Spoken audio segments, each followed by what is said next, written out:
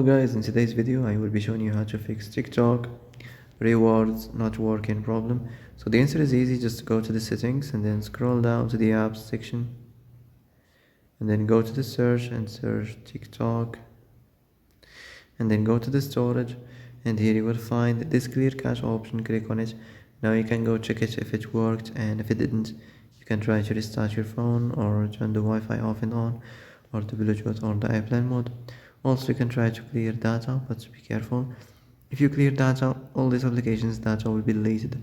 This includes all files, the settings, the accounts, the databases, etc. So be careful if you want to clear your data.